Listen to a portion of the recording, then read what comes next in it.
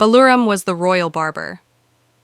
Every month a chariot would come to his house to take him to the palace where he would give the king a royal haircut. Baluram's friends teased him. The king must be generous. A big tummy is a sign of prosperity. Baluram would join his friends in laughter, but he was a worried man because his tummy was getting bigger and bigger. His wife took him to a doctor who gave Baluram a full checkup. "I don't like this tummy. It's too big," said the doctor, shaking his head. "Why is it growing big then?" asked Baluram's wife.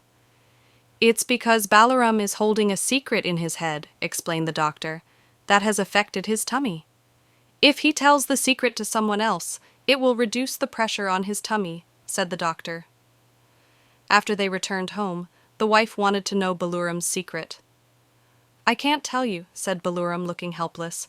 "I have promised I would not tell anybody, not even my wife." The wife was now worried. Her husband was sticking to his promise, but his tummy was growing. She was afraid that at this rate it would simply explode one day. "Do one thing," said the wife.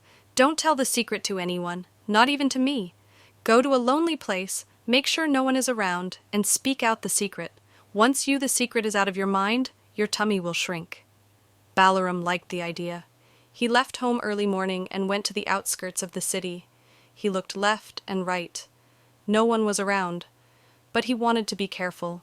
He saw a huge tree with a big hole. His face brightened. He put his head into the tree's hollow and shouted something loudly. He felt better. He shouted again. He felt better still. He shouted once more into the tree hollow. He felt light in the head. His tummy shrunk to its normal size. Baluram returned home. His tummy was light. The secret was out of his mind, but still remained a secret, which no one else knew about. Or so he thought. Baluram's neighbor, Lallu, was a drummer. His band had been invited to give a performance in the palace the next day. Unfortunately, Lallu's old drum was broken.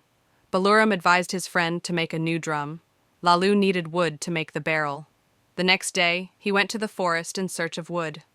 On the outskirts of the city, he found an old tree which was hollow. He cut the wood neatly so that the hollow could serve as the barrel. He got the drum ready just in time for the royal performance. Lallu went straight to the palace where other members of his band had already assembled. The king arrived. He looked old and tired. His tummy was huge. He sat on the throne and signaled the band to begin. The show began with drumming. "Dum, dum, dum!" came the sound, loud and clear from the new drum. Then, all of a sudden, a strange sound started coming out of the drum. "Our king has a horn on his head. The king has a horn on his head. A horn, the king has, our king has a horn on his head."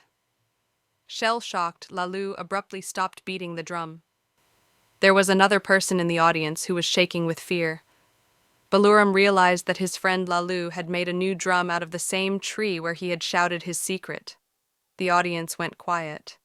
They dared not even to breathe. They were sure the king was upset. The king slowly stood up. He took off his turban and ran his hand on the small horn growing out of his head. People watched their king with mixed feeling of fear and fascination.